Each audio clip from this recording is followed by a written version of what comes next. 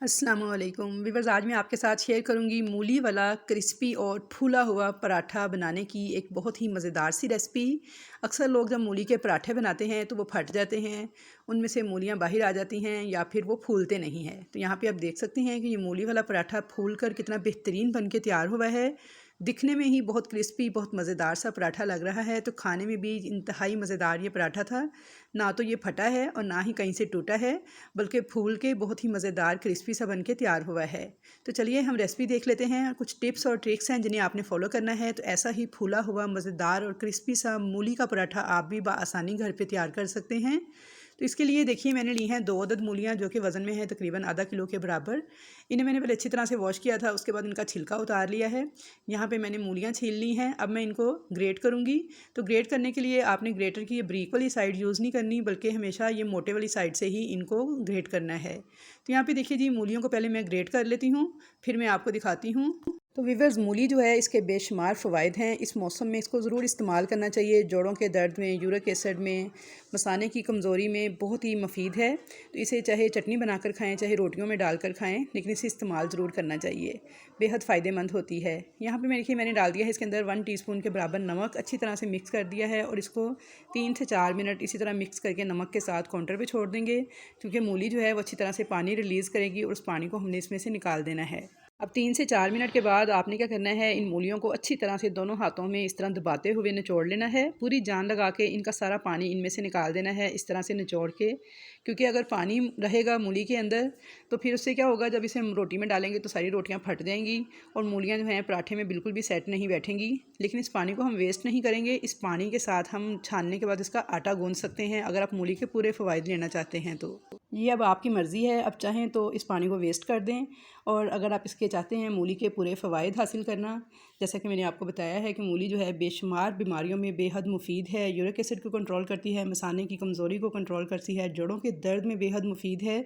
तो फिर आप क्या करें कि इस पानी के अंदर बहुत ज़्यादा असर होता है, तो आप इस पानी के साथ आटे को गूँध लें जिसकी आपने मूली के पराठे तैयार करने हैं। तो ये देखिए, इतना सारा पानी जो है मूलियों में से मैंने निकाल लिया है। अब मैंने जोड़ के इसके साथ नॉर्मल रोटी पकाने वाला आटा गूँध लूँगी। तो यहाँ पे जो मूलियाँ मैंने ड्राई की हैं हाथ से निचोड़ के, इसके अंदर मैंने 2 अदद हरी मिर्चें डाल दी हैं बारीक काट कर। 1 मुट्ठी के बराबर बारीक कटा हुआ हरा धनिया ऐड कर दिया है। मिक्स कर लूँगी इन दोनों चीज़ों को मूली के साथ, और अब इसमें कुछ मसाले शामिल करेंगे।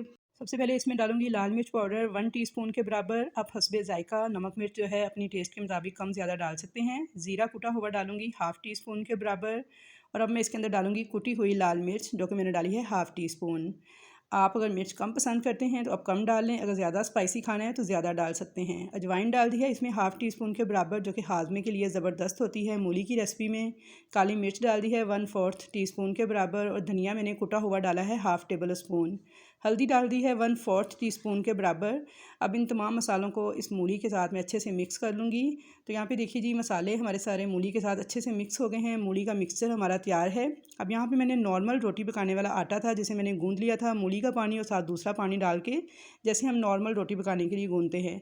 3 उसके पेड़े बना लिए थे, उनमें से 1 पेड़ा मैंने लिया है, इसे अच्छे से खुश्क आटे के साथ पहले मैंने कोट कर लिया है। अब मैं काउंटर पे रख के इस पेड़े को थोड़ा छोटी सी रोटी की शक्ल में फैला लूँगी। आपने इसे इस तरह से फैलाना है कि इसका किनारा जो है हाथ से बारीक करते जाना है, क्योंकि इसके सेंटर से चाहे ना भी बारीक हो, लेकिन किनारे से आपने लाजमी बारीक कर लेना है। तो यहाँ पे देखिए जी, छोटी सी रोटी की तरह मैंने हाथ से जितना हो सका फैला लिया है। अब मैं इस पर बेलन चला दूँगी। तो यहाँ पे देखिए जी, बेलन चला के मैंने इसकी एक छोटी सी रोटी बेल ली थी। तो छोटी सी रोटी बेलने के बाद अब इसके सेंटर में मैं डालूँगी मूली वाली फिलिंग।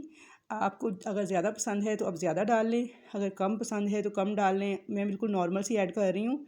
तो यहाँ पे देखिए जी, मूली की फिलिंग डालने के बाद अब आपने इसको किनारे से उठाना है और इस तरह से जिग जैग उठाते हुए फोल्ड करते जाना है। एक्चुअली हमने इन मूलियों को इस पेड़े के अंदर सिक्योर करना है, तो आपने अच्छे से इसे दबा के तो फिर सिक्योर करना है ताकि मूलियाँ बाहर ना निकलने पाएँ। तो यहाँ पे देखिए जी, जिग जैग किनारे को उठाते हुए सारा किनारा मैंने फ़ोल्ड कर लिया था। अब आपस में से प्रेस कर दूँगी अच्छी तरह से ताकि ये जुड़ जाए और जो मूलियाँ हैं हमारी वो सिक्योर हो जाएँ अंदर ही इसके। तो यहाँ पे देखिए, मैंने हल्का सा इसे ऊपर से प्रेस कर दिया था, थोड़ा सा घुमा के मैंने इसे पेड़े की गोल सी शेप दे ली है। तो ये देखिए, प्रेस करने के बाद हमारा एक मूली के पराठे का जो पेड़ा है वो बिल्कुल तैयार है। ये देखिए कितना ज़बरदस्त बन के तैयार हुआ है। अब आपने इसको थोड़ा सा खुश्क आटा लगा लेना है दोनों तरफ अच्छी तरह से, और काउंटर पे रख के इसे सेंटर से आपने आराम आराम से प्रेस करना स्टार्ट करना है। ताकि जितनी भी फिलिंग जो कि सेंटर में हमने रखी थी वो सारी किनारों तक फैल जाए। तो व्यूअर्स, जब आप इस तरीके से मूली का पराठा बनाएंगे तो इसके किनारे तक सारी मूलियाँ फैल जाएंगी। अगर आप 2 रोटियां बेल के उनके दरमियान में मूलियाँ रख के बनाते हैं तो उससे एक तो जो पराठे हैं वो फटने लगते हैं, दूसरा किनारा बिल्कुल खाली रह जाता है, किनारे तक मूली या जो स्टफिंग है वो नहीं पहुँचती। लेकिन अगर आप इस तरीके को फॉलो करेंगे तो मैं आपको बनाने के बाद चेक करवाऊँगी कि आप देखिएगा मूली की फिलिंग इसके किनारे तक पहुँच जाएगी और सारे पराठे में एक जैसी मूली आपको नज़र आएगी। यहाँ पे देखिए जी, सेंटर से हल्का हल्का प्रेस करते हुए मैंने सारी फिलिंग पूरे पराठे में फैला ली है। अब आपने बिल्कुल हल्के हाथों के साथ इसके ऊपर बेलन चला देना है और एक पतला सा पराठा बेल लेना है। बिल्कुल भी ज़ोर नहीं लगाना, ज़ोर से इसे प्रेस नहीं करना कि पराठा फटने ना पाए, बस आपने इस बात का ख्याल करना है। तो यहाँ पे देखिए जी, हल्के हाथों के साथ आप इसे बेलते जाएंगे तो बहुत ही बारीक और ज़बरदस्त किस्म का पराठा हमारा बेल चुका है। अब मैंने एक तवा चूल्हे पर रखा हुआ था गर्म होने के लिए। इस पराठे को मैं उठाऊंगी और डाल दूंगी इस तवे के ऊपर। तवे के ऊपर मैंने पराठे को डाल दिया है। अब इसको एक साइड से पकने के बाद मैं इसकी साइड को चेंज कर दूंगी और इसकी जो साइड पक चुकी है इसके ऊपर मैं थोड़ा सा पिघला हुआ घी, मक्खन, देसी घी, तेल, आप कुछ भी लगा सकते हैं जो आपको पसंद हो या जो आपके पास अवेलेबल हो। तो यहाँ पे देखिए जी, घी लगाने के बाद अब मैं इसको थोड़ा सा पकने दूँगी और इसकी साइड को चेंज करूँगी। तो यहाँ पे देखिए जी, मैंने इसके साइड को जब चेंज किया है तो माशाल्लाह अल्हम्दुलिल्लाह जैसे ही इसे घी के साथ हीट मिली है तो हमारा पराठा जो है कितना ज़बरदस्त फूलना स्टार्ट हो चुका है। तो ये देखिए माशाल्लाह से सारे का सारा पराठा फूल गया है और फूलना इस बात की अलामत है कि इस पूरे पराठे के अंदर स्टीम भर चुकी है और मूलियाँ भी अंदर से बड़े अच्छे से स्टीम हो गई हैं। मसाले भी हमारे बड़े अच्छे से स्टीम में पक चुके हैं जो हमने मूली में ऐड किए थे, कोई भी कच्चापन अब इसमें बाकी नहीं रहेगा और इतना ज़बरदस्त, इतना क्रिस्पी ये पराठा बन के तैयार होगा कि जब आप इसे एक बार ट्राई करेंगे व्यूअर्स तो आप हमेशा इसी तरीके से मूली और आलू के पराठे बनाना पसंद करेंगे। बहुत ही ज़बरदस्त तरीका है ये। इससे पहले जब मैं पकाती थी 2 रोटियों के दरमियान मूलियाँ डाल के या आलू डाल के, तो यकीन करें वो इतने मज़ेदार पराठे नहीं बनते, उनके किनारे खाली रह जाते हैं। लेकिन अगर आप इस तरीके को फॉलो करेंगे इससे किनारे तक एक तो स्टफिंग सारी फैल जाती है, क्रिस्पी से पराठे तैयार होते हैं, फूले हुए नरम मज़ेदार से। तो इसलिए आप इस रेसिपी को ज़रूर ट्राई कीजिएगा। अगर रेसिपी अच्छी लगे तो लाइक और शेयर भी कीजिएगा, चैनल पर नए हैं तो सब्सक्राइब भी कीजिएगा और कमेंट्स बॉक्स में मुझे फीडबैक भी दीजिएगा कि कैसी लगी आपको मेरी आज की ये रेसिपी। तो यहाँ पे देखिए जी, माशाल्लाह से हमारा एक अदद पराठा जो है तैयार हो चुका था। तो मैंने इसको अभी बहुत ज़्यादा गर्म है आपको दिखाने के लिए खोला है, तो आप देख सकते हैं स्टफिंग इसके किनारे तक फैल चुकी है। मूलियाँ देखिए बिल्कुल अच्छे से स्टिक हो चुकी हैं रोटी के साथ, बहुत अच्छे से स्टीम हो चुकी हैं। बिल्कुल पतला सा क्रिस्पी सा मज़ेदार सा पराठा हमारा रेडी है।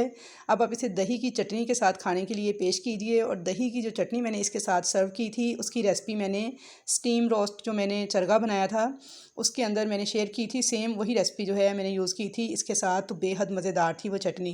तो आई होप व्यूअर्स कि आप सबको मेरी आज की ये रेसिपी बेहद पसंद आएगी। तो इंशाल्लाह ताला मुलाकात होगी आपके साथ ऐसी ही मज़े मज़े की रेसिपीज़ के साथ। तब तक के लिए मुझे दीजिए इजाज़त। अल्लाह हाफिज़।